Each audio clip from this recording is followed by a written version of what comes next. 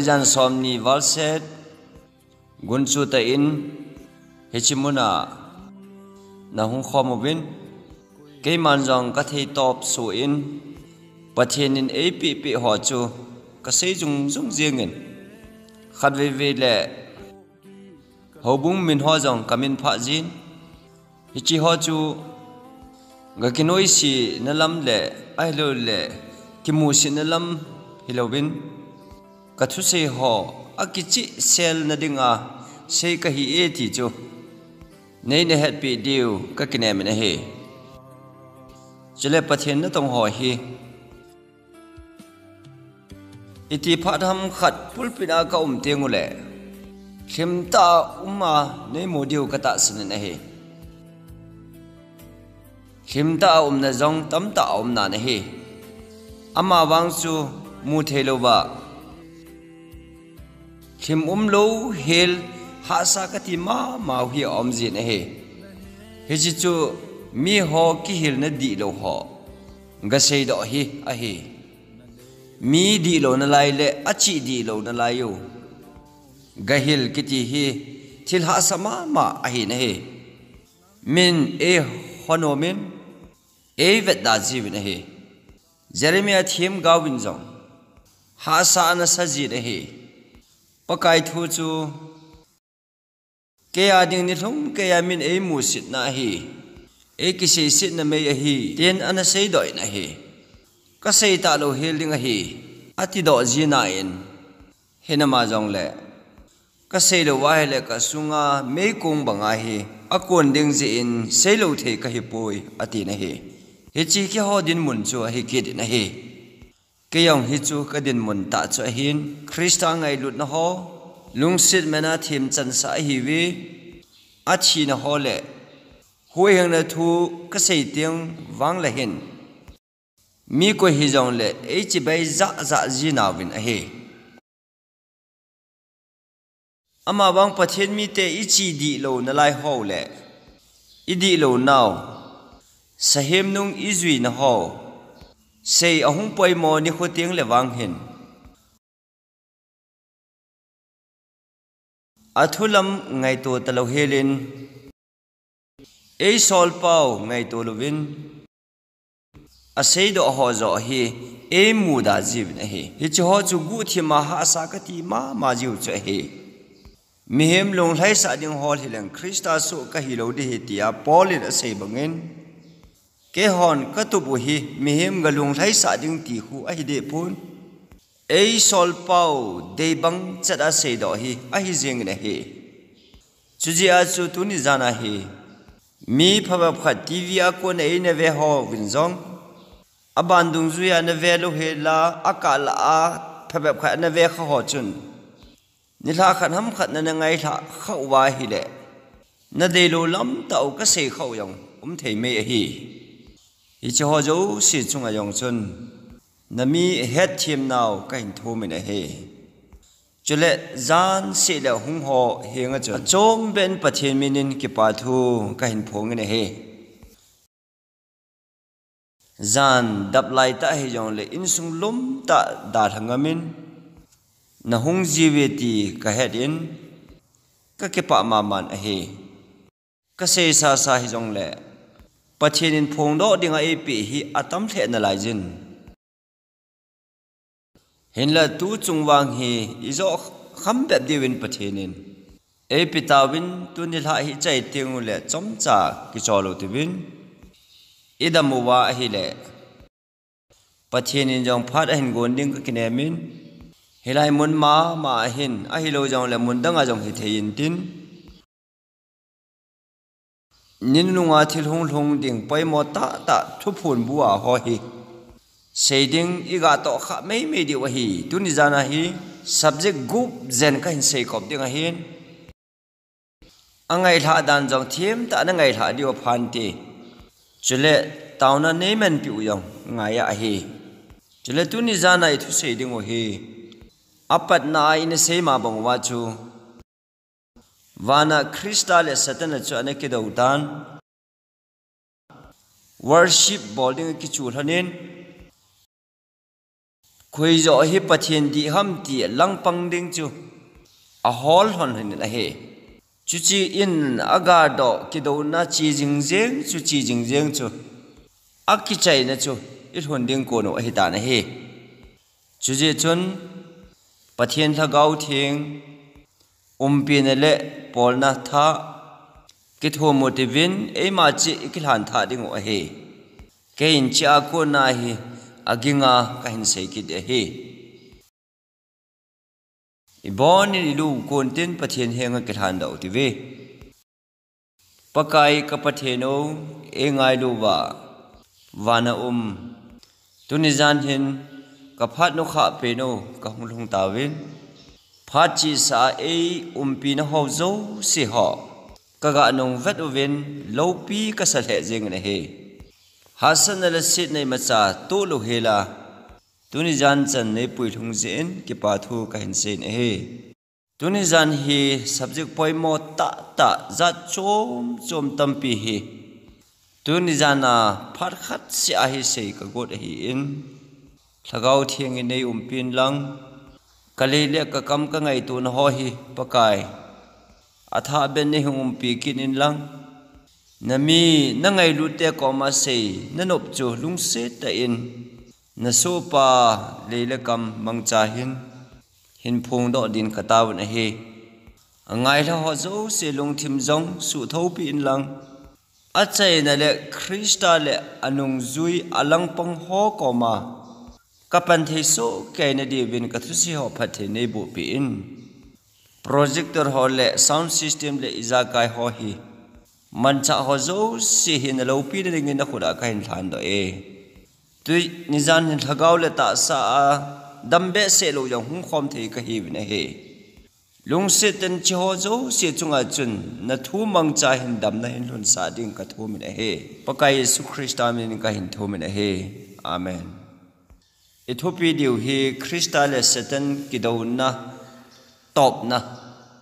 John sit bulpi pa Satan ki chaina ding ni kho chu ti hiding a he Peter thar khat na bungli chang sigia a hin la thil zo se abe na ding ni kho nai tai chi je chun taw jing na ding in lungdi pu le lunglim ge chan jingon a poi mo the jing ne he thil zo si ki chaina ding nai tan a he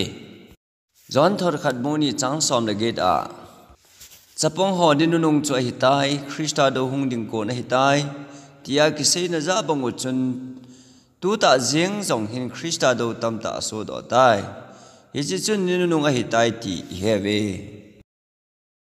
pathian na thui sim na ho mang chai ni bon chawin phathe e bu so kai taw han amen a koi a lobin a thua lu jeng otibin leng ne bukan azal chun milim le ta khat asemin dura phai chama chun atung doin a he ti thu imovin a he athu simin he su kai saw hi je chun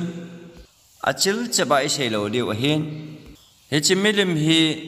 sana a abon cha kishim a hi in Nebuchadnezzar ama ki choi san le kilopi sana a anatun do a hi na he mu the lowa ama sunga na tong chu Satan a hi kit na he Satan chun Babylon lengpa Nebuchadnezzar chu aman cha a he chuya chu Babylon ki ti chu sahem tia ane ki seizia a he chutia chu mi ho zo se chun chuchi milim ki shem thu chu kunwa a ho ding a hi in pathian dang ki ti mong a ho thei ding a hi po na he he chi milim ho lo ho zo se chu ayeno su sit pi hiding a he chule halmang na mei ko nga halwam hi ke ding a he chutia mizo sin Nebuchadnezzar lengpa thupi dung zuya milim anga akun pe ro jeng jong chun milim anga kun nom lo hil van le le tui khang len le tui na ho simpa chibai bo jing ke mi Sadrak Mesak Abednego kiti Hebrai gol hang ho chu hichimona hin ana umu bina he ama ho chu akun nom tapu bina he chuta chun mi pi ho chun lengpa ko ma chun ahung thut ubin ahung he taw bin he ama ho chu lengpa ang sunga pui a he taw bin he lengpa chun ipga milim anga hina kun nom lo ham tua hi chance khatwe kapi ki ding na hi win tum ging thei za chom ho akitum ting ta le mi zo se milim ang sunga hi ahung kun tengule nang ho yang na bo khup ding wa hi na kun lo na bo khup lo wa hi le chibai na bo lo wa hi le mei thum sunga ka pai lu ding na hi we ti in agi tan a he ama wang chu hi ji mi ho hin o Nebuchadnezzar lengpa chithua hin ka don bu diu jong ngai kho pui ka pathin pau ana ka to jing pau chun mei thum sunga konin hu do thewe ti kata sanwe hu do lo diu hi jong le nameli ma nga hi ka kun lo ding o he ati jang ke jeng bin a he chupa chun leng lung hang ta chun hi si mei kong chu let sagi na sat sa in mei thum sunga chun apai lu tawe ti imu bin a he ama wang hi chi mi ho hi athu simu na het ma bangu bin I het ma bangu bin mei chun akavam thei ta pu bin a he thil ki dang chom be ahung thong ta na he ata san pau pathin chun mei thum sunga konin a hu do thewe ti ata san bangu chun a hin hu do ta na he hu do lo ding hinama jong le thu som pe khat su ke a lal thu pe zoba hin sang chun pathin thu pe ni da thi ding a than ngam zo a he chutabang ta san ngam na ani ji u chun aphat chai vai ge ngai lo pathin chun a hin hu do ta na hi mei thum sunga kon chun mei gim jong anam po ven asam jang khat chaw yong akin po na hi ama ho ki he na khaw chu akatanin a he chule ama ho pailu na pang mi chon se ho zo se chu he chi mei kong sa chun akali ta win a he pathian chu thang wai nom han he chi thul hung lui phat la ya thil su a hin e ho jang I masang wa thil hung long ding vet sa na a hi ke de na he I masang cha wa he leise na ko na sahem chom khar hung pot do kel ngoi no mel puwa kini nei America gam government hat ta le nun nem le kita jing chu he chi America government chun sahem thila kisat hung kile do ki thil bol theina thunei na chu a hin man cha ki dinga he ti a sei a hi je chun he chi pha chu hung goi long ding a he ta na he chi chun chol nga ni hem milim chibai abo sa ta bang chada chu chol nga ni di lo chol nga ni hem bible la lo ki hil na khat cha yong ki pilo ni sa ho satan ni sa ho anapi ni sa ke ho na ni khu sunday ni khu a hi zo se hi ki chol ding a hi bin a he chi sunday ni khu a ki chol du nom lo zo se chu thil zo le thil cho a kha pi de go a he a chaina le abon wa tha hi so kai de wa hi thu ngai lo le ti a dan american a hin shem ding a he he chi chu national sunday lo ti a ki ko a he he chi thu hi thagau thiengin mit wa na api ho bo se in a he them ding a hi in thagau thienga ko na mit wa na nei lo ho wang chun bible hi sim jeng u jong le ve chu ve na win tin mu ta pu win ti ngai chu ngai tha na win tin ai wang a za the lo ding wa ti da bong chu hi ding a hi koi ham thagau thieng mit wa na chang ding ho I ti wa hi le mi kineu sa ho mi hem thu sa nga pathian thu zo si zob dinga anun than do ho chu alung sungu chu pakain awa sa jing ding a hi amen chutia chu thiem ga wen se banga chu USA le Rome government hi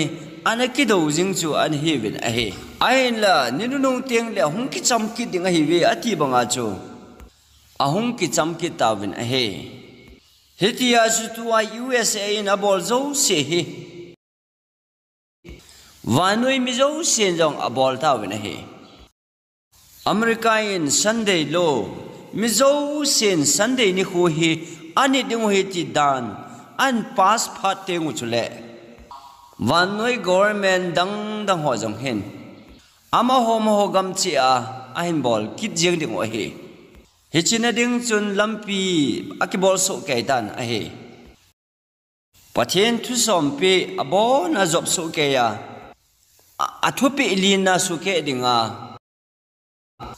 satan chun vanoi mi zo se hi a cho tho ding a he hichi thupi ilina hi theng ta ni ding pathen chol nga ni achu a hi in hichita chu vana jong chibai boarding kichu a hi lon je chun Lucifer ta jing chun sempa chibai bo na hichi nisagi ni chol nga ni hi chut pha ama chibai ki boarding a de je chun Babylon government ho Medo Persia te ho Greeks government ho Rome's government ho le Assyria government ho chu anaman cha hichin ni sapathin ki ho na anatun do sa chu vanoi ni nung ting ta le hin abona pu do ding a gotan a he mi ho zo se chun nisagi ni khuwa pathin a ho naw chu a koi mang dingo ni khat ni Sunday ni khuwa hi pathin chu chi bai bu ding he ti hi government hat ta ho mang cha hi aphal lai Babylon government aman cha ta banga chu tu lai vanoi le se da super power nei pa America chu aman cha ki ding a he chu teng ta le chun mi ho zo se chun thil phada na a gel dingo ho zo se milim ho sa khu hon jong Christian sa khu zo se Protestant ki job khom ho zo sin jong lung ki to ta hi che ni sa ke ho na ni khat ni hi ni dinga thu na asem dingo a he chulai ta le chun mi hlom chakhat sajak me sak a bet ne go banga van pathin ni nga ta san ta van le le tui khang le tui na sempa pathin di ta chi bai bo nom ta ho ding a hi win pathin thu pe ho ni na Jesu thu het to sa job amo chang se ho pathin in ho bung tina ko na he mi peng ta ane jin a he hisiteng ta len vanoi le sit pumpia kinil na sang pen ding chu Sunday ni khoham sabat ni khoham ti hi hiding a hi ta na he chuteng le hi che pathen thu adi dan hi vanoi pumpin a heading a hi ta na he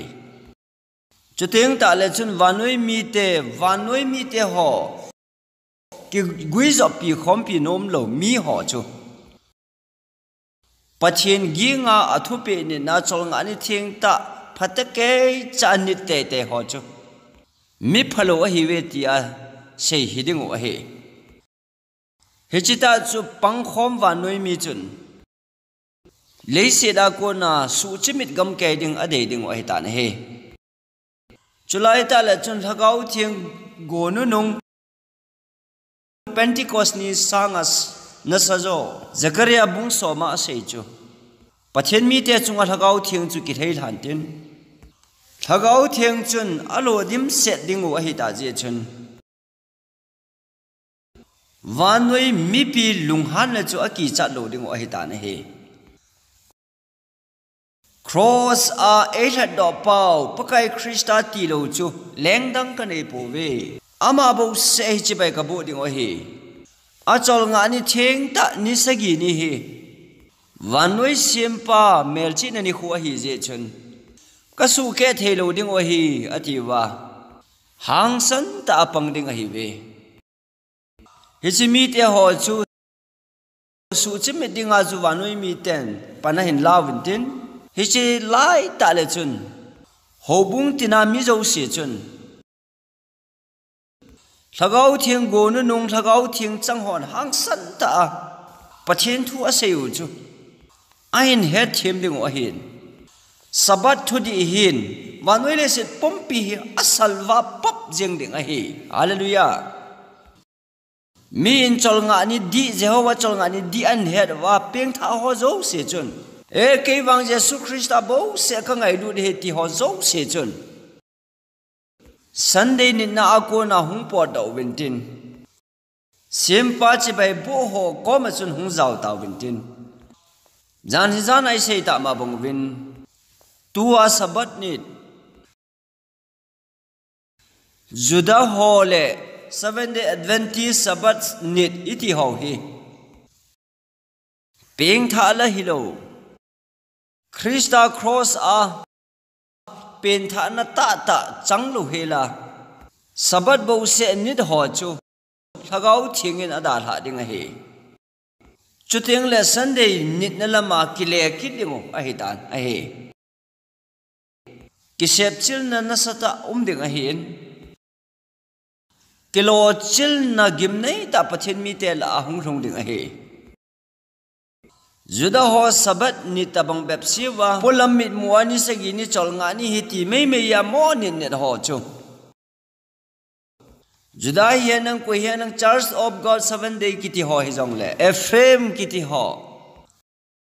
7-day Adventist kiti ho la a jong chu kilo chil na umso kain tin pathian thuta panpi ngam lowa vanoi mi te ho lamzo achu kile so kai ding a hi bin a hi ama ho mun ong lo ding achu ho bung tin na pathian thuta het bang chat chadowa thu job jing ho chu ta sanom ta Krista ding a pha kham khamanum ji ho chu hang san ta hung do ding o hitan he pathian mi te hi ipizia sabani ani je wa he ti su gan theu ham tia kidang sata achu he chi thuta hi adi dana hin mu do ding o asanga sabani khoteng le Jesu chi bai bu a hung ding o hitan he hallelujah chuteng ta le chun mi ho zo se chu pathian hing mel chi na chang ding a chu Namdat hitawintin chuchi thagau thiang chang ho chu alung purom chanwa chun chamkim na lung thim chu kivon tawintin hichilai tale chun sabat di na la hethowa nit nom talowa chol nga ni hem zo mi hem sim zo chu nit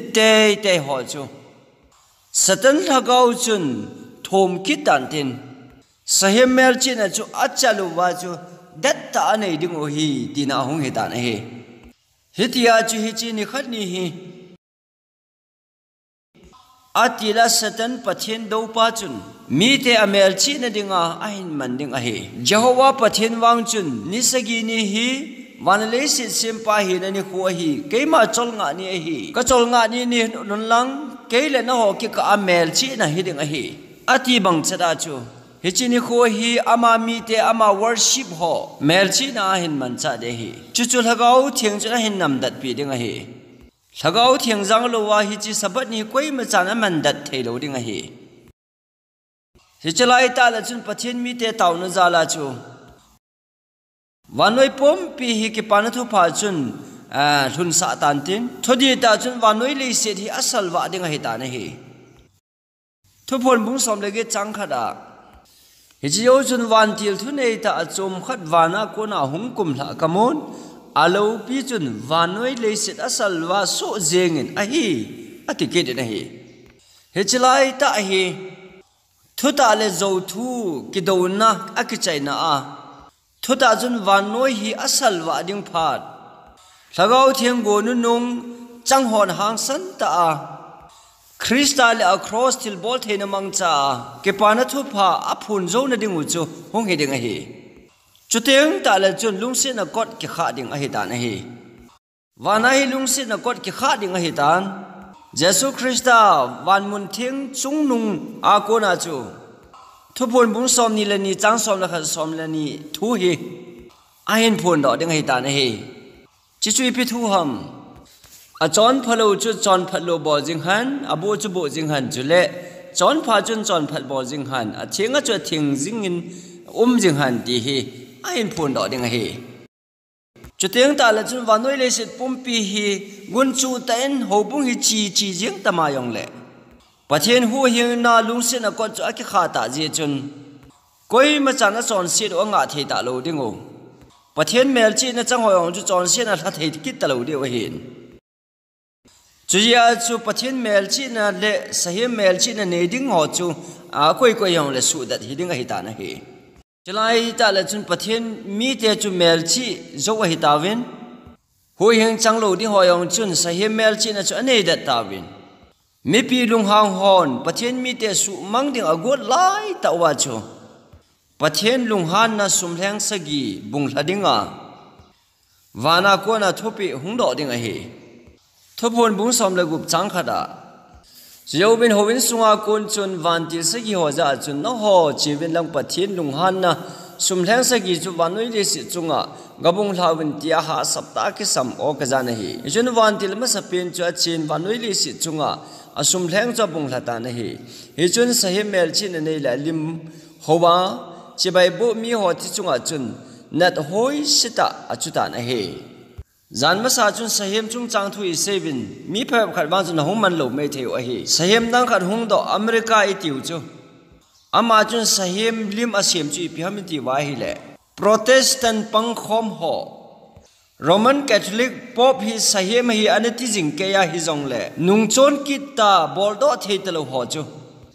pang khom ho chun rom sa kho lama ki he ki ding ji u le Mizo si Sunday nit na dinga mancha pangding mi te ho hi je uchun sahim lim a hi ti thu ina sei bin a he ama ho chunga chu sumleng masapin hi kilhei boding na hoi sita nei ding a he na hoi sita ai gupta gama na hoi sita tamong chu ve ding a hi ve chuten dala sumleng ani na chu tui khang le na bu la ding Mithi san bang jiang chun chi tui khang len chu thi sana hung chang ding a hi ta na he ti chon a se na he athum na pa chun thei tha kit in tin lui dung ho le tui na ho zo si chu thi san hung chang kit ding he ati na he he chi hi a hi na bang chada thung kit ding a mi them ho chun a se yo a he he chi thilo chu hung so la ya chu mi chon se ho chun ki dang ta avat dingo Pathian adinga ta san pathian mel chi na chalpanga nei sa howang chun hi chi thil ho hi akimai tu pi ta lo dingo a he sumhleng li na chun nisa hin bung thatan tin nisa hin mi hem te chu asa gop then dinga thune na ki pi dinga hi in sahem le alim chi bai bo ho zo se chu pathian thu bible sanga mi hem sem thu chol nga ni hem nit ho chu Nikho aho ji uwa chu nisa mang cha chu asa gop ding a he pathian chu thong vai rum han hi cha ko na pathian thua kiti chu wang phat dan chu hung kilang do ding he ta na he ai gupta ga ma chun ai gupta mi te chu Israel cha te pathianin ahu hing ding kon chun God na hi se ja chum in a God in hi chi God na ho cha pathian mang cha God a he Tua zong hi apathin pau mangcha hi aho pau nisa hin Babylon te chu nisa hin aho jibin invisible God zo thelo pathin anati jibin chuche nisa ki ho na ni kho mangcha chu satan in wanoi mi zo se hi ano lut a hi ta na hi pathin chi bai bo ta banga abo ding he ti banga chu Pathian hing chi bai ka bo ham tia ki gel lai wa chu sa mang cha hi ain sa gop dingo sumhleng ma sa na hoi seta na ve ta win na wal be se na hi ani na chun tui thi sanin ahung tan don de nei ta povin athum na chun tui na ho yo si lui du ho yo si thi san na chang so ke tan don de nei povin chatin pathian van til zo hung eudo in opakai nang thil bol the nang in hita ba thu na tan ji in Nang ya sala hum ke ding na thil bol hi alopin mi chon pha na hi ati na hi mi theng ho thi san aso da wen chama bang nang in adon ding wa thi san na pe hi ho ta na hi ti a van til cho hong pengin cha chun sumhleng li na chun nisa chun ain sanggop kitan sahem le anung zui mi hem thu pe zui ho chu kilit sata pathin mi te su gan theya noi si ta na bol ho chu a pathin pau mang cha pathin in ain man god lai chun gop hen hu na chi chi ding o hi ta na hi ale yu wa pe ding o van pathin a sei sit ding o a chon sit o wang anga thei de lo ding o hi ati na hi lung hei na am ta pu na hi he chi ma sang wa hung long ding a hi ke de na hi sum le nga na chun sahim lal to na chun abung tha in chuta chun a gam mu thi ma hung jing tan ai gupta gam jong chu khat ve mu thi min a tom ta na hi he chi cho vet sa na hi in ima sang wa hi sahim le thu ne na hong sung zo se chu mu thim na satta hi na hin tom ke ding a hin mu thim be se je nga kitang chut chut ta banga chu hom ke de hi chute ta la chun a how gelu win tin van pathin a sei se ding o hita bang ta e god pau pathin hi agilo sami ati ding o achil bol khelo anga the ta lo dio hi pathin mi te wang chu ai gupta muthim ajing lai ta yong chun gosan gama omuwen pathin lo pi na va in aum kim vel bangwa chu van noi mun tina pathin ta san cha te ta san ta calvary cross tu dar khia adan le thu pe hasan yat jong le tu je ho chu vanoi mu athim vega sahim le nung zui te hon gan thi athu lai wa chu pathian lo pi na wa chun mun te na pathian mi te chu aum pi so ke ding o he chulai ta la chun pathian mi te chu gam noya le thang wum ho a zam ding o vanoi mi te su gan the na tho lo ding a pakain a shel ding a he thang le som ko ho le gam noya chun van til hon van bu a chop ding o hi ne ding tha sam lo ding a hi hallelujah chuteng ta la chun mi chon se ho chun chu che sum leng se gi god na atto do cha het pharu chun sum leng gup na hi hung hal lo ding hi ve agup na chun hi chi Euphrates luya chun al hei butan hi chun ni so na lama ko na hung ding leng ho ding a lampi go sa om the na ding in chu chi lui pi dung tui chu akang ta na he ati na he hi chi vat sa na a he Babylon kholo pi ta chu alai ta chun Euphrates lui chu along ne he hi chi Euphrates lui chu Babylon government hat na bul a hi in chu chi Babylon kho pi chu ko ham ei jo ding wa tia Babylon leng pa Nebuchadnezzar kilit sata sei lai chun Medio le Persia mangcha chun pakayin asu mang ding a hin a hello ka wen ni chi Euphrates lui chu ana akon hal ka bol win akang ta na he phatata a kho pi ki hi jong le hi chi Euphrates lui chu thar ka na bol win ana su kang o win a hello ka wen Babylon kho pi sunga lut pa chu agota na he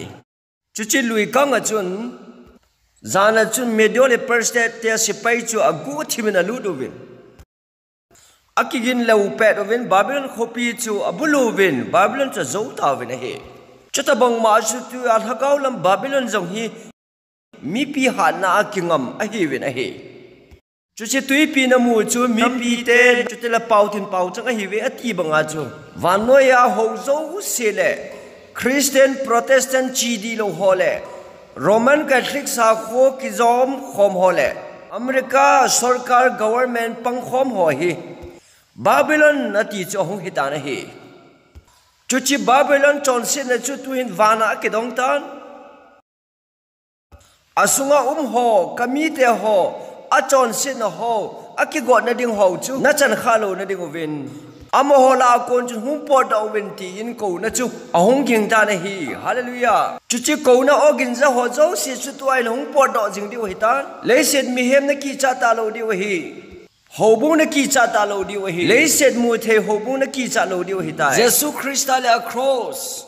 hip na na sata zia hi pakthien ngai lu na thu pe zom nom ho zo se chu hi chi thu he ho zo se hin Aum na hobung di lo Sunday kin na gam Babylon ki hil na di lo hi ain dal ha ding wa hi amen chutia ji chi afritis lui kang hi pi avet sa hami di wa hi le hi ji sum thang sa gi ahin thu to che wa chun hi ji god na itu na ji u hi ilam kai hon e pui hoi danu di lo hi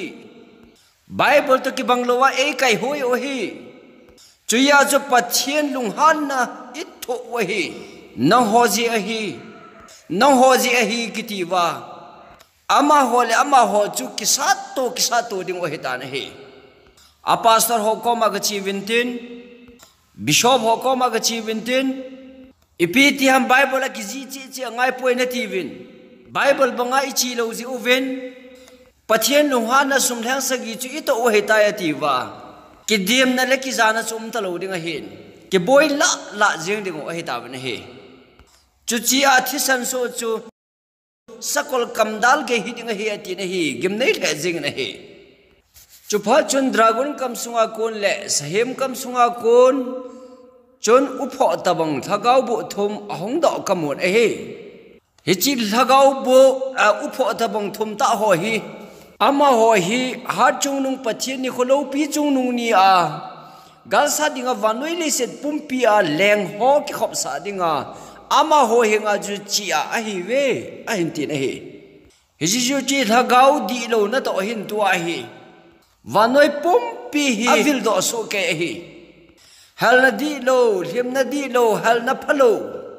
Yesu Christa ji a ki pa na ji a him na jong hi de lo emotional feelings a ki pa me pathian dan job nom na lung thim jong nei lo hel hal tha na ki ti ho hi milem ho rom sa ho protestant ho hi tua hi mun khana ain gom khom jing lai ta cha hi van ki thong kin ta bong o nei khano me hi tu ni jan hin o thop la ma hi chi thu hi ka sei ki ngalin ka o na za pho hinam he che thagau bu thum hin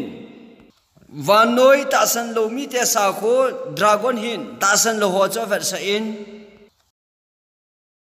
thila ho na jan tha I seu chu mi hem te hi mi thi te ngol le thagau thi thei lo I nei ve mi thi ho to yong chu ki ho thei ve tia ta san na hi dragon Jesus Christa ta san lo government ta san lo ho sarkar chu a hin a hi Thiam gau hlemati hi protestant chi di lo ho hi aseina a hi in sahem kiti chu I sei chu na hetawin he chi mi thum ho thagau satan na man cha ho hi he chi mi thum ho hin pakai ni kho a ki do na mi pi pui khom dinga hi tua hi na ato jing layo a hi ta na hi koi langa na panding ham tu ni jana hi kristala mai panding ham vanoi mi te lamai pandiu ham ti hi e mai ki ngai tu angai ta na hi yesu chu thil lagau thil ki dang bol ho cha hi ve ati na hi chang som la li a hi ti ho chu thil ho lagau hi ven mel chi na ki dang vet sa hi ve ama ho chi ma yo se bol the hat chung nung pathian ni kholo pi chung nu nia gal sa ding a vanoi le sit pum pia leng ho ki khop sa ding a ma ho hinga chu chi a hi ve adi le jing na hi When vanoi ho bung Hậu sa khối ra chôm chu aki gom khom ta vin he ki cham na soi akai ta vin he so ta sei man loading wa hi chimuna he chuta tun sum leng se gi na chu ban lai zo la sum leng abung hla na hi le hi chun howina kol le lal ton a konin aki chai tai tin o sang ta ahung so in a hi chi god na se gi ting ta wang la hin kol phe van gi hung phela la in tin Gel talent hing set hung khel hading a hi ati na hi gel khe hi chi chu gon na nu kha pen hiding a hi sahem le anung zui ho zo se chunga chu hi chi gel talent a gi chu hung lo dik a hi chi chu ke ji som nga vela gi hi le kilomin a hi bible sei danin pathian hing mel chi na do dala mi hem sem thu chol nga ni hem nit ho zo se chunga hi pathian lung han na gel khe chu ai gup ta gama ana khi sa sa nga chu len jo khikit ding a hi gel talan sa len jo chu lu chung wa na het ding o he ta na hi gim nei khle ding a hi God na khat na achun pan aveta win tui thisana so tan tui donia nei povin God na lina achun nisana san gop kitawin God na ngana achun vanoi muthimin tomin God na gup na achun akisa towin thisane na dimin thikainel nu la asagi na ju gelin ahin thun khom ki dingwa hi alung gemulung kham je chun ahau agelu wa van pathen ya sei se dingwa hi athil bolu chula nga theita lo hi hichi God na kiti ho hi sabat nin ho ji a kachan o hi ati dingo pathen mi te chu su mang tha so ke ding govindin lunghan chungunga lunghanga pan ahin la dingo hichi lai ta la chun vana konin pathen chapa jesu christa chu ami te hu do dinga khut tum te be khat hi me bol kain tin chun hung len deu deu vintin pathen mi te thaguen a hol khum ho jo se chu hu do dinga hung ding chuteng ta le pathen mi te chun yesu christa melaga mu wa hi le o ka pathen pa wa hi ama hi ka nga jing wa hi ama mi hu hing na chun ka ki pa wen ka him the ube ti wa hung peng do ding pathen mi te dinga gal zo na hung thong ding a hi tan a he chi nga la lum the jing e mi chon se ho chun jesu christa hung na mel chamu teu le ki cha win tin ki hot win tin bula phar ki chai tai ni pie ki chai tai ho hing kom ta poi o ki hil na di lo kan zui cho a kho the jing e bible bo se hi zui ding a hi ti wan se lai kan gel kho pon a kho the jing ne hi ati wa a op a chu bu ba kapum puma aha agel ding wa hi chulai ta la che chun pathen mi te wang chun hima man o chi ka pathen u cho hi ama he ka nga jing wa hi ami hu hing na a ka ki pa diu ka him ding hallelujah oi ti nga lum hitam nga la lum the jing ne ti lo ham choti chun jesu christa ogin lo pi ta ta hung por do lai chun le se di lengin na sat ta a ho bang chun tui khang len hung ki nong in tin tui pi hung ki daw ho chun khopi ho chu hin chim khum ta win tin ne le go thil ho zo se chu su se tan tin khopi ki len sa ma new york ho mumbai iti ho le tokyo khopi iti ho canada khopi ho yong chu hung chim thading a hi ta win a hi akiven bit now kulpi chu imachalo ba in pathen lung han imalo bi a asiem pi ding wa hita ne hi leisen hi imading an hi por hi concrete building ho jong imachan hi por hi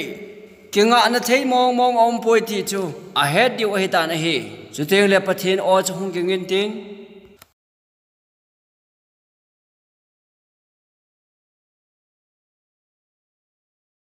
pathen mi theng te ho than khwa so ta na moi mil so ho chu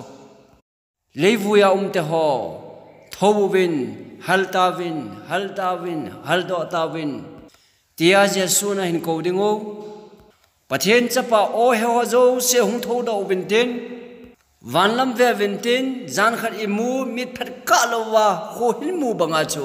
pakai mel amu tengu le chun ke pa ta in hung au do win tin hichini ta wang la hin pathen mi pathen thu oi chu alu le jenge mihem thu pe zui sangin pathen thu pe ga zui ham kiti hi apoi mo le jenge ti se chit angai ta por he ata ta anei ho chuna he chen ding o hi ta na he matthew mung som ni le lia chun mihem cha pa hi thil bol thena to lo pi ta to van mei bol chunga ahung amu ding o he chuteng ta la chun mit zo se mi chon se mi in jong amu ding a hitan chutilaya ahinga na na lai ho jong chun amu di wa hitan he pathen mi van til sim zo lo ho chun ain ma puyu win mo ne pa cho hung thung tai lam to ding hung por do ta win ti a sum kon gin to pathen olo pi ta tu chun bi pui ogin ho tu chun hung ging dam dum jeng in tin ho hing pu chu lo pi na mei bol chunga chun zaiona adelo pau chu thil bol the na lal to na achun lo pi ta le theng ta in nam tin zo se mu ding in hong ta na he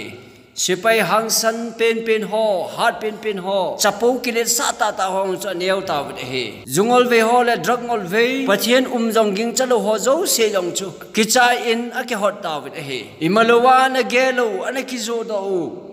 an kho khat ja na ki zo do wa tap khat an ki zo do chep le mom le zu khon khat khon ni an ki zo do ama chu chil bol thene gim nei ta hu ni teng ta le chun norti ho le vanoi le se na nup chon lungel pu ho chun kisi ta o changla phat a ki chai ta ni pi a ki chai ta hu hing ka hi ta poi a hin ti ding o hi ta na hi oi ti gim nei hi tam hi chini teng chu la hin them gau thilmu chun hi ti hin na se na hi esai bung som ni le li chang som le kwa leiset ke ni a ki so hel jengin leiset na sa ta na ki thing tai leiset ni mihem zu kham bangin alon le leng in awai po na zong lo bu bek a hi ati na hi ga ngai to in minute ni yang ling lo second som zong ling ke ho le gim nei itivin lo bu ke hot bonga ta chu leiset chung ke hot la de hin pakai su in a ho de a hu ni ting le asu khel na achunga gi sata in a ki khaijin hi chun a hlutan ki phongdo kit lo hel ding a hi tai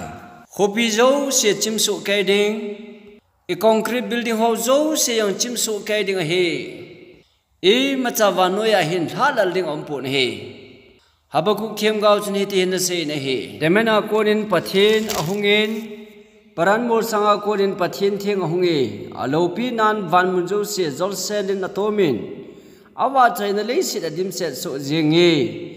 awa jong chu khowa bangin awa jengin ati na hi akhura konin jong nigui tabong aki khola la e hiti a hi aman atha da je do ji a hi je amasanga gamna hung ki tol masa anunga jong thigam na thei ahung ki tol kit na lai je ati na hi dunia hi imachalo be a jesu christa ngai ne pho jo si hin chini teng ta la hin agel ne pau jesu christa iza kai simpa nilel ha simpa cross ami chon sete dinga thipa hi analo pi dan iza kai pathen te pathen a hi dan chu ein head ding wa hi ta na hi lungim na khon khi a christa mu ding wa hi no ti ho chi chiling ke ho din a ho lai tau jun gari chu ding tan tin leiset ho jong chu khi ke la jengin tin hichini khoni teng le chun ki chana ke hot ding a hi vin he thupon bung kha changsagi a vevin ama me ho to ke thonin a hungi chule mi josin asun ho ta jong chun amu ding o hi chule leiset nam tin le phungtin o ba chup ding o hi chuti a hi amen ati na hi vevin ma chu me bol ho to hung ki ding a hi sopide ta te tum sanga bethlehem ke neu sa ta hung Gesmani ho na thi sen lung zunga pau tau namang cross a thi sen lung chut chuna ki khat be Zion mi at de do pau chu thilbol thenalal to na a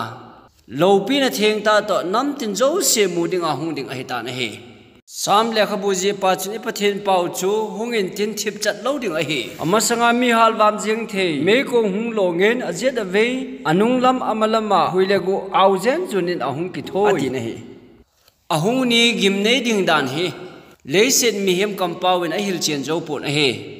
Matthew bung som ni leli chang som thum lakhat a hi ti hin a seita na he chule ama na van til te sum kon gin na sata to sol do ding chule ama hon wan mong khat apena wan mong khat ge ya kol kim valley a kona than chom te alon khom ding a he Australia gama pathin ta san chate sabat gama pathin chate Cambodia gama pathin chate South Africa mi ho India gam muntina mi ho zo se to ta san ta ama nung anazui ham hama mi tena musit naw la azong lunghem pum ma jong Bible thupi theng anazop jeng ta san ho chu vantil ho chun ahin lon khom ding o hi hallelujah hichini kho ki pading dan hi ima pawin nong sei chen zo po na he choti hi ye chun ho ki ging jing in omovin in ne pa chu ahun ding ting la ni ha lam he de ham zan he ding hai lo kho wai ding ham jing kai dam no hon he po bin he hichini kho ki pa ni ko ta le mi thi ho chung tho do bin tin chuchi mi thi tho do ho chu hu hing chang ding ho bo se chu tho ding a he bin he mi chon se hu hing chang do ding ho wang chu ahun na wa chun a kho li so ke ding o he Molel hang ho nei lu khomovin nei selovin songpi ho nei dal khumso kayovin kel ngoi no lung han cha hung lung tai koi ham a tho zo ding ati wa kapum pum o ba chu wa a chai na le mi theng ling la a hung te la awa chun dan thu suke pa le ama ho zo se chu a kholi so ke ding he ta na he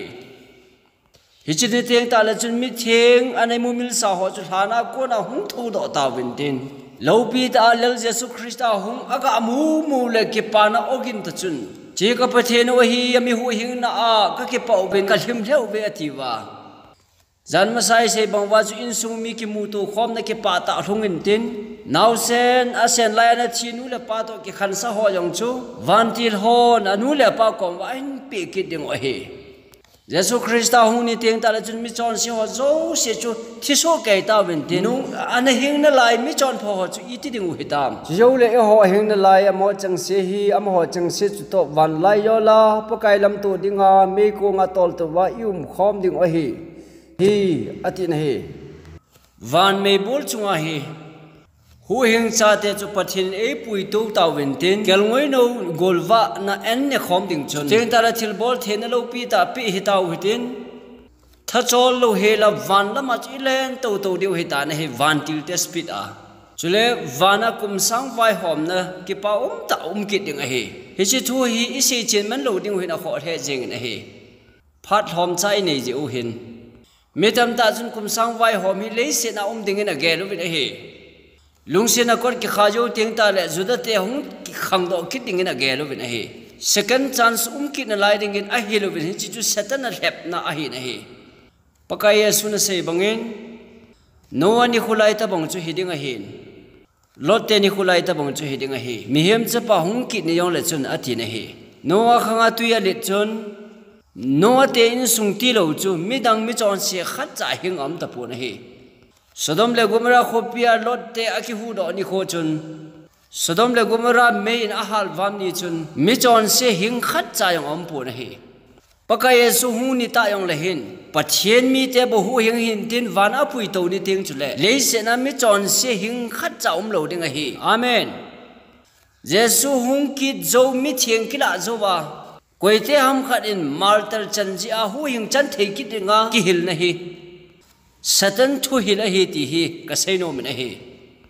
vetan pakai in le se thi a hin phet ngim hela akewa a hin jam ding a hi le se mai aloi chi to a asunga cheng te a the che ding a hi le se thi ki hela hung ki tha a ki chom ngim hel jeng ding a hi chi thu hi bek chon nan a sei ye ti a hi po in pakai ye a sei tai amen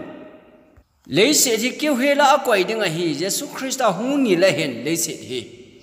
Mihem mong lo ding a hita na he mu Jeremiah chuni ti se yam ke man le se ka ven hi le vetan a keu sa le hom sa hitai chule van lam jong ka ven a hi wangin khowa anei pu ve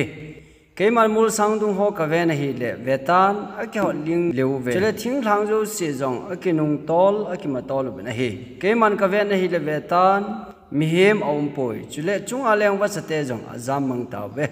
ke man ka ven hi le vetan gam ga pha to ta jong chu nel digam an hi chule khopi zo se jong chu pakai ang sunga lunghan na masanga khugem sa jengin anaki jam so tan a he Yesu Christa huni ting le sahim le alim chi baibu ho zo se chu thi so kai ding a hi ven aka ding le avoiding pastor khat cha yong ta lo ding a hi abon wa thi so kai ding a hi ven leise chunga e tabunga jing ding a hi we kum sangkha sung se chu leise thi aonga ding a hi in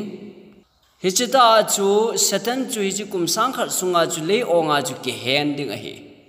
pathian cha te na wana ham airul asi ho ko ma ham chi ki phal pi ta lo ding a hi chi leise lung hem na mun na hi pathian mi ten wana kum sangkha vai hom sung wa hi mi thi leong hol a chu Azazel kel cha gam thima ama chama awa mong bonga chu hu hing cha te pudding le ama chon sit na mo zo si ki puddinga kum sang khat sung chu satan wa vai ding he khaile thil aban cha hung veu ti ve Jesu Christa hung in tin chuteng le mi chon pha thisata ho chu hung tho ta win tin Chuteng le mi chon pha na hing na lai ho chu khelin hungum ta win tin chu chi hu hing ding ho zo se chu thakhat ta wana tol to wa khom ding a hi bin he chini teng sila chun mi chon si ho zo se thi so kai ta win tin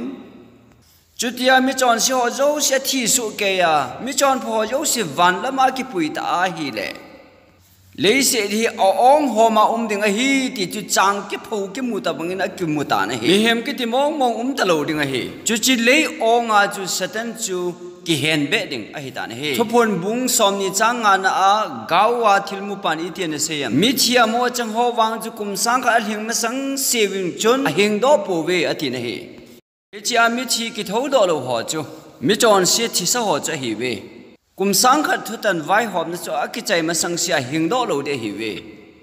กุมสังขัดกิใจเตียงเลยพิหงลงดิกุมสังไว้หอมจูอันเสียดาตเดียวเต็นฮิติจุนกิใจพอดหันหลังมิจอนเสียที่สะหัวจูกิไก่ท้ากิดดิ่งหิมิจอนเสียที่หัวหิที่ดันเดโลดิ่งหิเวกิไก่ท้ากิดดิ่งหิเวนอเป็นนิโคว่าประดาอาชีนิจันเกว่าจอนเสดนะฮาวโจเสจอนเสดกาทูดิงากิไกทูดิงาฮีเป็นฮีทุตันนามสังอาจูจุดตาเลสตันนองจูไกทูฮีดิงวะฮี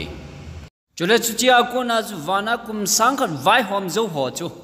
มิเทียงหัวจูเลยเสียดาฮีวันคุบยุงคุมลาดิงวะฮีจุดตาเลทุตันนไว้หอมนานุขาเป็นไบเบิลนเวลดิเวจุเลกุมสังกัดจะเห็นติงเลสตันจูกิเห็นนากูนักกิลาโดวันไว้เลยสินิงเลียจังน้ำตินไว้ปีตุยขังเลนันเนลิจัดกอกเลมังกอกจูโดฮาร์เฮมท่ากัลสัดดิงากิขบสัดดิงาหุงดอดิงาฮีจุยน้ำหัวจุเลไว้ขาดเนี่ยเลยกูนุมิเทียงห้องอาพูเลขบีเดต้าจะกินเวลตาเวจุเลไอเนปูเฮงาดิงากิเจมากิวสเดโมนูบังอาขบีเทงเยรูซาเล็มท่าจูปะเทียนก้อมวานากูนาหุงกุมท่ากำมเนฮีจุนเกยมันลตุนากุนจุนโอสังตาทุกิเซกจานเววินปะเทียนเจนจุนมีเฮมละหงหิตายเฮจินิโคจุเลปกายเนแกงพังเตนยาเยรูซาเล็มโคปีไมนิโซลมาโอลิฟมอร์สังอหินจุดดิงาเฮจุตาเลโอลิฟทางจุเกนี่หงกิสัวไลลุงาไพจำขัดหงลุมดิงนิโซลำนิลุมเกนี่อาขันดิงาเฮมอร์สังอาเกลังจุนสาลัมโจนินเทนอาเกลังขัดมันทังลำจุดดิงาเฮจุเลเนปูเฮงาดิงากิเจมากิกุสเดโมนุมงขบีเทงเยรูซาเล็มท่าจูปะเทียนกอมวานาโกนาหงกุมท่ากำมูนะฮีฮิจิหงกุมท่าจูฮิจิไพจมาจูหงกิดอดิงาอะฮีฮิจิขบีเทงสันขบีอากิซิมอากอจังสงมันตมากิซิมอโลปีดันเซเทโลเฮลจูมิจอนซีฮันวานาโกนาหงกุมท่าจันมุเทยวินตินมิจอนเซอันทิสาหงทอดหอยองจุนหงกุมสุไลจูมุเทยวินตินขบีสุงามิเทงหอดจุนอมูทาดิงวะเฮจุดเต็งเล็กกิจาวะเกหอดดิงจามดิงอหิบินเฮจุนลลโตนเลนจุงนุงอบนาบังขัดเละจุงอาโตปาจุกมุนอามาสุงอากุนจุนวันวิเลสิเลวันจามังตานะเฮฮิเตนีดิงจุนมุนอากิมุตตะปูนะเฮฮิจิลลโตนมายาจุนมิทิโฮโจเสียอเลนะเนวอดินกมุนจุโจวินเลขบุพัดอพงวยจุนหินนั่นเลขบัวอติวินะจุมขัดจงอพงวนอะเฮจุนจุเลขบัวกิสุนดุงจุยจุนมิทิโฮจุอามาทิลบอลดุงจุยเจนะทัวตันตาวินะเฮมิจอนเสียงทกิดดิงหัวตำดิงดันจุงไงตัววินเลยไว้ขาดเนี่ยเลยลิมินะโกนุนะเฮกิตินะเฮทุตันนะอังสุงาจุอดาจำเลวกูฮิดิงไงตาวินจุดละจุนปกายสุคริสต์จุลลโตนะจุนโตตันตินจุดเองละมิจอนเสียที่หัวโจเสียจุอามาสังอาจุงกิลังดิงไงวินะเฮมิจอนเสียตุนสดนะทีนะจังดิงหัวเฮอิมาจับบอลเลยทิพจะนากอดมุนาไปดิงฮิเลจุกิปะเหววินติเห็นละเฮจิไลเห็นทิลกิมในตาหงลงดิ่งอะฮีพิจิอากอดมุนไม่เดลักไปดิ่งฮีบัมตีจูหูเฮงจังโลดิ่งโจเสเลไว้ขาดนะหงกิตอลมีมัลเมละอามาต่อดุงจุยาชุลังดิ่งอะฮีอินซินิมาสังอากิเจนโจอาเป็นนิวาปดาอาชินิจันเกยูจูอาจอนเซนโจเซียวรีคอร์ดบัวหัวโจเสียจูดีฮัมดีโลฮัมตีจูวิดีโอฟิล์มกิจเจนสัตว์หัวสังอากิจเจนจอยน์อาฮีนัดจัดดีจัดอีเวนต์กิดดิ่งวะฮีจุลฮิจิลาจุนทุฮิลมินทังตาตานาจาววินตินสาโคมีหอยตาหอยองจาววินตินสปีกเกอร์มินทังตาหอยองจูฮิดีวะฮีโอ้โหอโมคูเยรูซาเล็มคูปีสุงอาปูเวอีพีจีฮิตันเต็มหูหิงโลดิ่งฮอละอโมคูจาวจูตีอามิจอนสิฮอนจังอีลุงทิมไว้ดอดิงโอ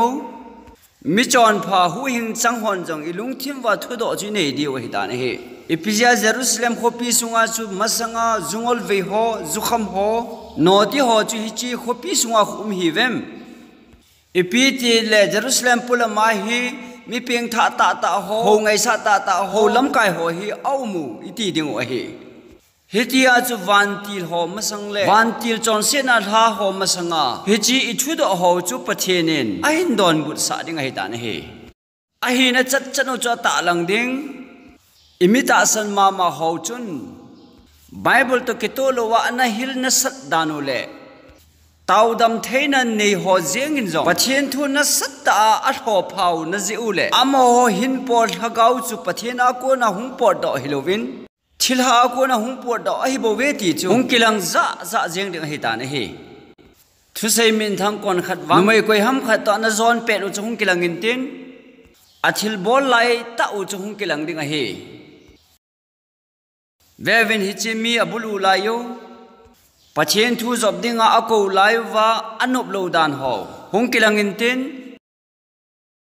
Mia thape no hung kilangin tin agu thima aphu mo yang hung kilangin tin notia hi pet o Pachen gel khona chang hello wa thilbol ho zo se chu ata ta pachen chun amo mi mal ma record zo se chu en mudo sa dinga hi ta na hi mi kon khat phata ta I get ho chun tol ana that ovin a he agu thimin ana vui mangin dan to kitol ovin sumana hol in koi ham khat ana that in chutia mi zo si ama mi mal hi na aki phodo lai ta cha hi mi chon si hodinga ha sa pen lai ta chu me kong sunga lut loi ding zo chu a thau nom ding a hi hen lai hi chi god mona a chin an diu a ji pen ta chu Pathian in universe masang apon do phot lowa hi le mip kon khatin pathian chu adem the ding o hi aje chi pizia pathian hita bo mi ho hi god mona pai jing hama hita bo nga thu do om ding chu pakai na de pu ne ka pai na je hi chi je hi khu chi je chu hi ti chu mi pi ho zo sin ana mu pi na ding u le a god ding pa ta jong chun god thei ta ka hi Pakai lamdi ka mu the na ding in Bible chun lampi yo se nei ko mu in ahin lakin kana job nom pu thagau thengin tu ahin lakin kana pompo na he God mun chi dinga ka chung chang thu na tan na ahin pakai na thu tan di e ti a leizo sin a phun chi dinga he pathian chu koi ma chain oi mo mi zo se chu zo se hin tin pathian bo chu mi di hi dinga he pakai in minam kim ka anga dil su che dinga hi leizo sin pathian awa chaya a phun do dinga hi tia ka hi na ka ha se le hi tin a kisune chutia hi je chon ibon chawa pathian hinga e ma chon chen chi ki se dingu a hi tia a sei bang chon hi chini ho mi chon se hu hing chang lo ho chun a thu simu chu pathian ko ma se su ke di hi hu hing lo dinga ka chung thu na tan hi na tan di chade hu hing thei ka hi poi ti chu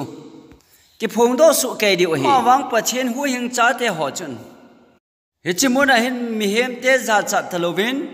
mi hem sanga yon za chan ding lovin pakai henga chun ina ki phong do ma sa tawin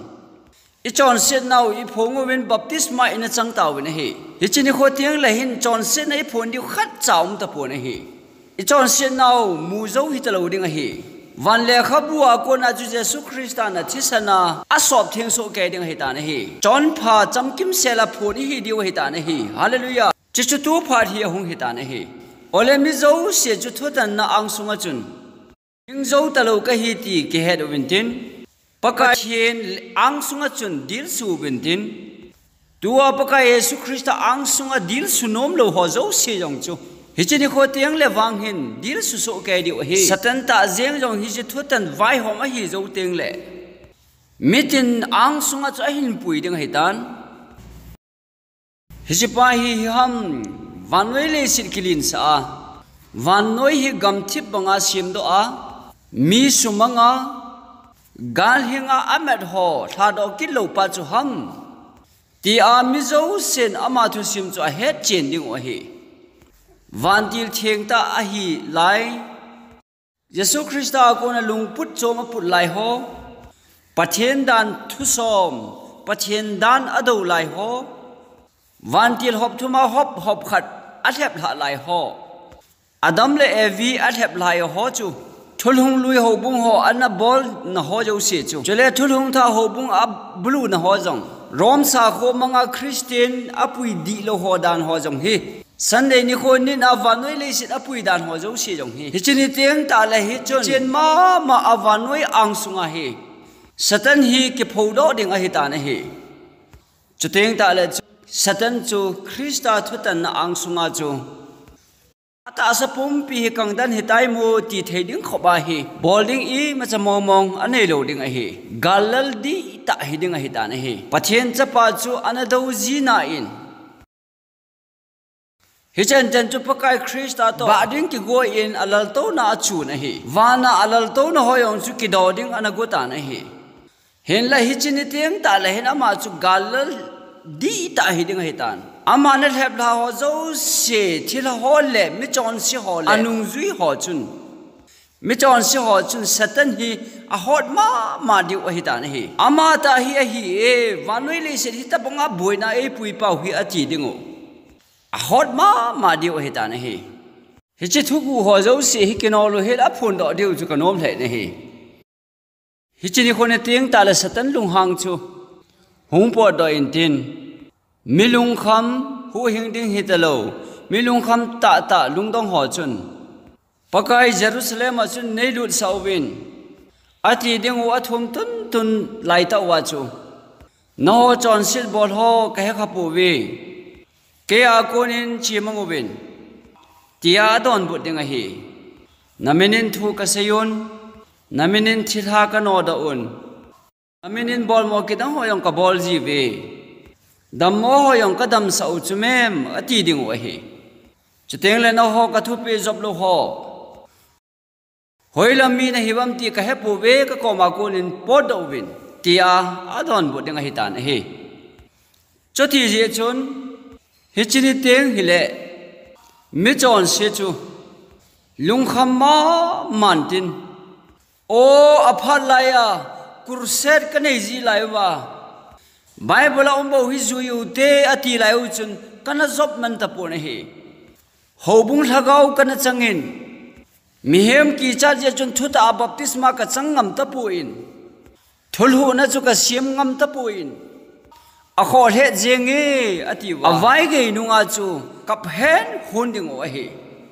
amo dinga chu ni kho vai ge ding hi ta na hi aka nau chu ni macha phachom lo ding hi ta na hi pathen khoto na le ngai lut na chu amo ho ding in analong kang ta na hi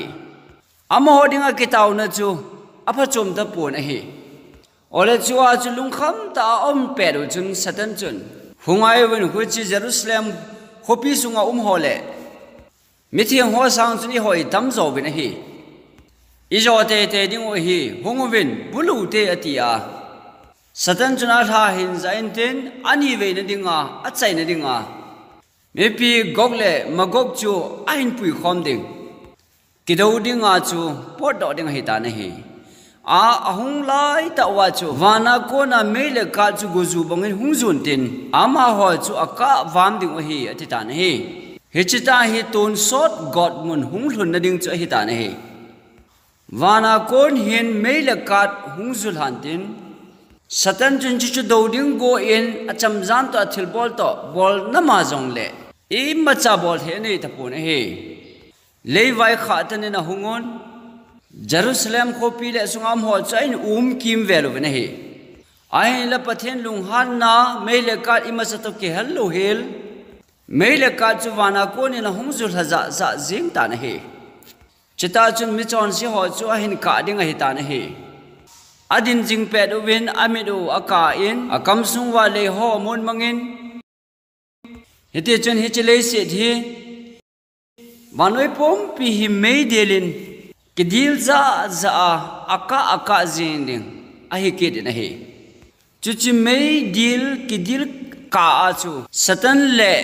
aloi ho le anung zui sahem le anung zui ho zo se chu pathen lung han na imasa to ki hello wa hela kisim don na ding o hi ta na hi he chi hi mi chon si ho ki chaina ding pha cho hung hi ding hi ta na hi so bi dei ta te ho tu ni jani cho so se hi I tho na lo di win Yesu Christa chun cross a chun mol pho tai ni ho din ei tho pi ta win nanga din ka hin kho kalhan tan nanga ding in ka tho zo tan ke ya ding ai pi na tho ding ham tia e ko layo a hi e ma na hobung ki chat ji le eki hilna wadi poila tizing zinga adi lo hena sa sa adi lo wa zing ho a ko na he thagau theng chu so ta dan dan lo ding a hi ta na he gamla deu ding a hi ta na he joye chun so pite ho tu ni zan hi thul hu na isem na diu phat chu hi lo ham wanoi pom pi hi me del hung so ding a he ichan ge ya so hi me ya kong de ham ti chu bible a hil hi po win ichan ge kading ham ti chu koi ma chan I hepo bin he agim nei ding dan chu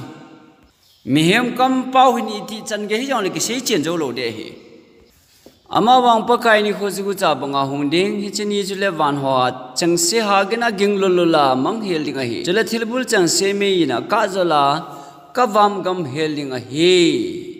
ahin la ehon wanga ma thutip dung ju ya wan tha hole le tha kinema inga wa hi chi god mun me del hin pathian mi theng te chunga hi ma cha chan bo anei pu na hi pathian mi theng te chu thokin na phata changding ho hi je u chun thini na chuni chung wa thu nei lo ding a hi ta na hi eden tha a pathian wanoi sim tha a chu chon se na neu cha jang na lo khopi tha a chun pathian chun e koi lut dingo rose pa cha hoyong chu mol talo ding a hi ati hi them gau chun pa cha yong nang talo de hi song man tam kot kha chu kinam hongen tin kapa de sa te ho na ho ding agam ki sim chu chang ta win kagila kelin ne ding ne pi ve song kula kom win ka ko ma no hung win tia a hil ding a hi chu chi pathian kam dam ta chun kapa de sa te ho ti thom gin chu hu hing cha te lung sunga chun tum ging ngai ta ena hung gengen alhamon na sei thailo win lung chim zo se cho lo dim tan ngam sum pathian khopi sunga lu theina cho nei ta bne he lo pi le jengin te chapong ho chu yesu krista ke nga chun chi win tin akhu thing kil ma ha ki to kha ho chu ve win tin ipizia he ta bongai ho da e tho pi ham ti chu mu ta win tin te chun mon mang thelo ta sa le thelo ta sa to chun hu hing cha te chu pakai krista ko ma chu yum ding o he ta re he ke pa le thanu na ki chai thelo wa chun leng tau ti win hi chini kho hi chon se le thil ho galal ni ki chin ta chu hi ding a he hu hing chang ho wang chu zalen ta yum ding o he tan ton so nai zalen ding o he jule a si na dang wanoi dang a chun ki chin tin pakai yesu krista to chun जो है इशू तुम हम के लिए कि दिंगो एक्सकर्शन हो यो इन्हें दिंगो गैलेक्सी तम ता नम हिता बोंग आसी सिम जो लो गेल खो लो हेला हिचे वानोई नेओ चखदा हो हट दो दिंगा पका येसु अहु न जी हो कलवरी थु सिम ही तोन सोदा इलेक्शन दिंगो ले इजिल लाई कि चाइ थेलो दिंग चु हिनलाई दिंगा हालेलुया ओ नोम ले इनते के पाउम ले इनते कि पाना चमकिम ना कि चाइ थेलो हिदिंग hi ati na hi hin luidunga chun ki chinte ati na hi ngam ta in hin tui luya chun ki chintin dono wintin ki thiglo ding hi ta lui kam lang to a hin thinga chune wintin thitalo ding o hi paka yesu krista to chun chapang neu sen cha ho to chun ki pa ta in ton so na ilen ding o hi ta na hi chitho hi aban se na pha nei lo ding o hi tu ni jana hi hichi jerusalem tha khopi itun sor gam ding wa pakain egon pi wa hi nang le ke yong lu theding a tuni jana thul hu nai nei angai ta na hi veven hu yong pu hung kilang ding a hi ama chu me lom la akon chu na hung ni ama bo chu hu hing pau hi ding a hi ama hu hing na chu na jaw nom lo ham la sem pan la sem bang chun sopi de ta te ho tuni jan hin crusade chu ki chai ding hi tai hin la thu do nu kha pen pakai yesu krista minin sem kanomen he hichi ton sot gam changte ding ai yesu krista anun na le ata sa ira ka hi thi na inan hlan do tan gimnei ta to in chuye chun tu ni jana kon hin